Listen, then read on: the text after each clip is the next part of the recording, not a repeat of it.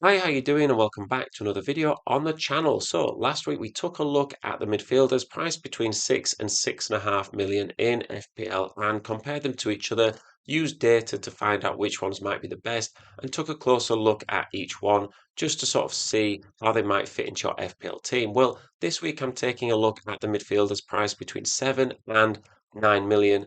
I'm going to use data to compare them, and then I'm going to pick five and look at them a bit closer as to see whether they are worth selection for your team this season. If you are new to the channel and you like the style, you like the data we use and how we discuss it, please do subscribe. We've actually had 50 new subscribers in the last 2 weeks alone, which for a small channel trying to grow is amazing. And I'm really overwhelmed, to be honest, by the support that we've been getting on the channel and the positive comments. Really does mean a lot. So if you can help us continue to grow, would really appreciate it. So let's take a look at the players, and it might seem like quite a big price bracket here, but there is only one midfielder priced at 9 million and two priced at 8.5. So I thought I'd just group them all together and compare them here. So we can see the different colours encoded and prices on the key on the right. And if you do want to pause the video here just to take a look a little bit closer at these players, feel free to do so. We've got their goal contributions compared to the number of starts they got last season. So it's not 90 minutes or appearances. I wanted to compare the starts because that's when you know your midfielder is going to get 60 minutes and guarantee you those 2 points. And if they're on the pitch for longer, then it therefore means they've got more chance of getting an attacking return. So the players we're going to look at today are Bryan and Mbeumo, Bruno Fernandes, Morgan Rogers, Antoine Semenyo, and Omar Marmoush. Now, you might be thinking, why are you not looking at Florian Wirtz? And the reason for that is A, I've already done a video that included Florian Wirtz early in pre-season, so feel free to go and find that on the playlist and go check it out. Also, I know a lot of other FPL content creators have also covered Florian Wirtz in their videos, and I kind of just want to put out new information. I don't want to just be repeating the same information all the time, that people either already know or could get elsewhere. And kind of the same thing for Matthias Cunha. I'm already covering two out of five midfielders from Man United in this video, so I didn't want to add in a third. I feel like it's just a bit of overkill. So they're the five midfielders. Let's take a look. So the first player we're going to look at is Omar Marmoush. Now, really interesting player to consider because he only came in January last season and he came in as a forward. Positives for me are that he's now in midfield, which is massive really in FPL terms because he gets an extra point for a goal. Those goals from midfield contribute more to the overall bonus point system, and he's also potentially going to get a point for a clean sheet or every clean sheet that Man City get. So I think it is worth considering now he is a midfielder. He also has high upside. We know he's got that potential to score a hat trick or hang one in from 25, 30 yards out of nowhere. So not only can he get you those points consistently, but having that high upside to create something from nothing or explode for a couple of attacking returns at any moment really does give you that extra incentive to get him in this price point.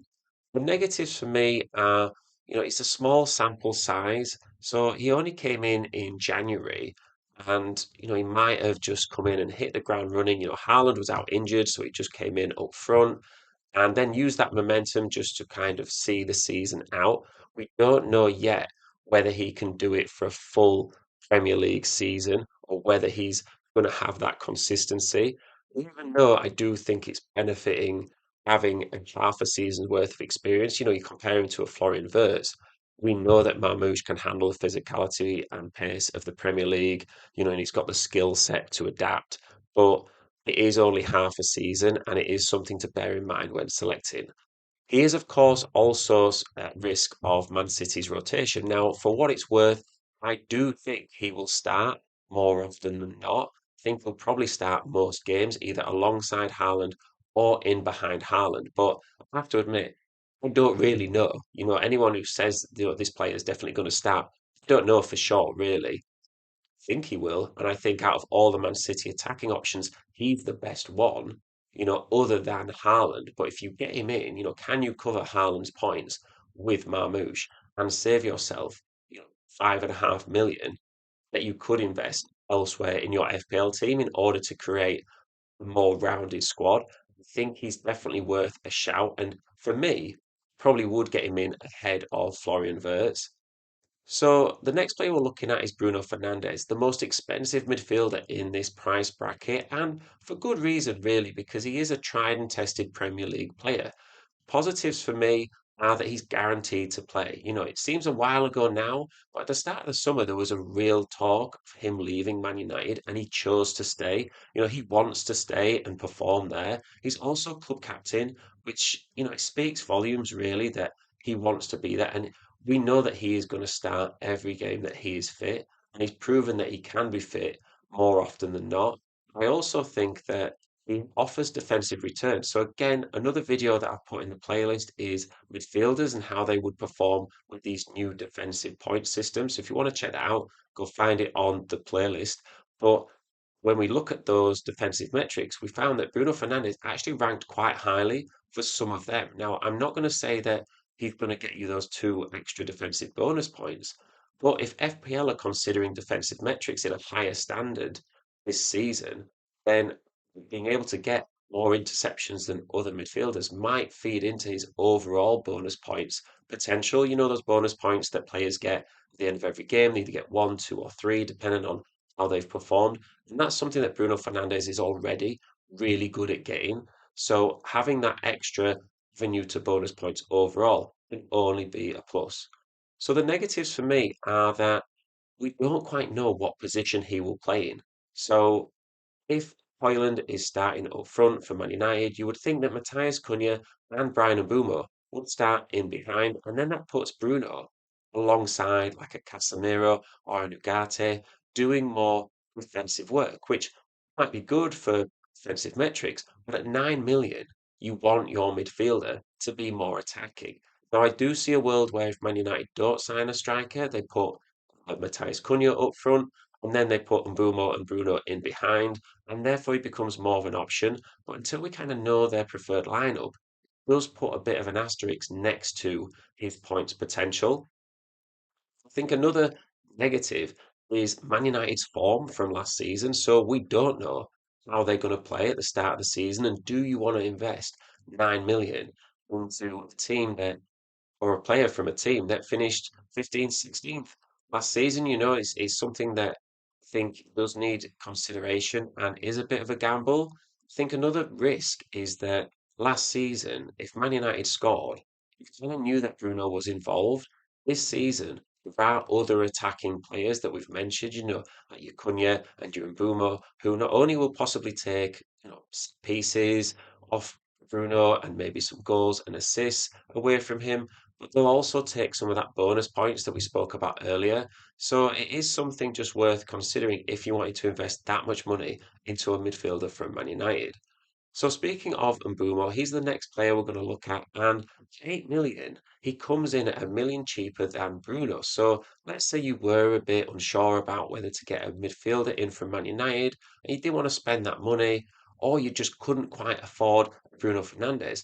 Well, coming in at 8 million for the points he got last season is a really good price point for someone like an Mbeumo. He was the best midfielder, and the asterisk is there because he's obviously the best midfielder apart from Mo Salah. But at 6.5 million cheaper, pound for pound, he probably was just as good as Mo Salah at certain points of the season. Now, the negative is that he massively overperformed his expected goals. So his expected goals was only 0.32, which is still great, but his actual goals per 90 minutes was 0.53. And that is really rare. A player will outperform their XG so consistently. What you'll usually find is that a player will go through moments of good form and then moments of bad form, and then their XG and their actual goal scored quite similar from the end of the season because it's over a longer period rather than short bursts of a season. So to do it all season is fantastic.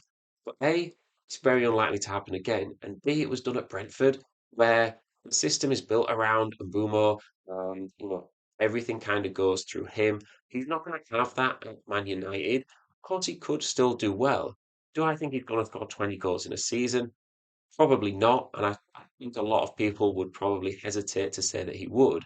And I think that's something just to be aware of if you are purely looking at the stats from last year. Another negative, just like Bruno, is the Man United form. I think you've got to put that for any Man United player or Tottenham player you're thinking of getting in your team.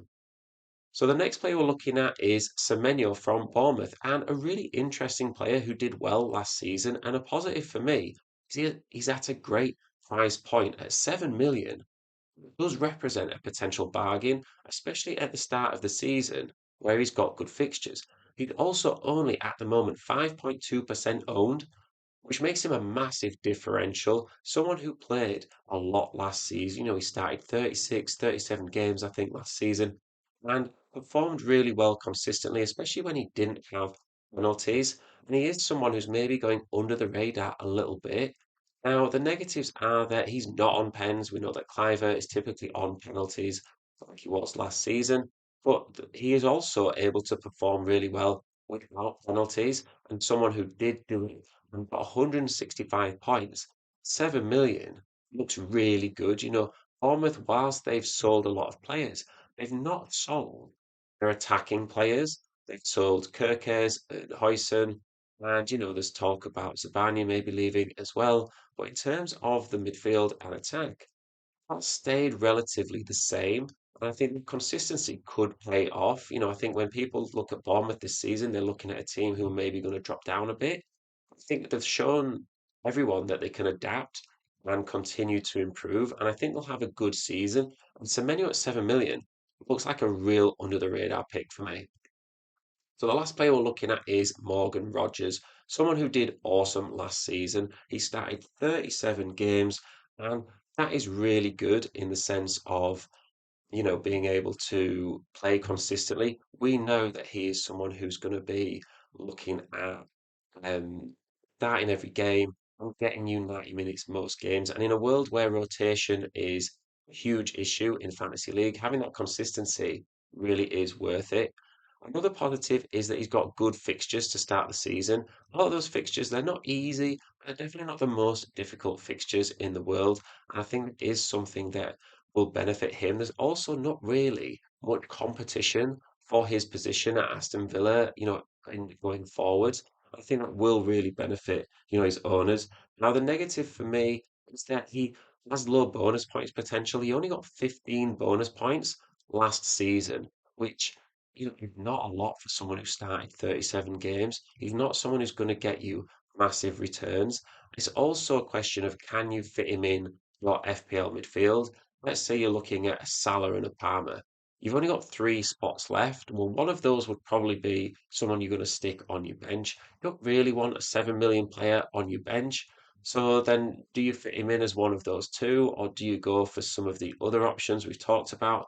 He might just be a player that narrowly misses out in your FPL team. So let me know what you think of the players. Let me know what you think about charts in general, anywhere where the videos can improve, or any players that you think you wanted me to take a closer look at. Go check out the other videos on the playlist, and please do subscribe as well. We've had so much support, like we said, really would be great to keep it going as we get closer to Game Week 1. So hopefully it's helped you out, and I will see you in the next one.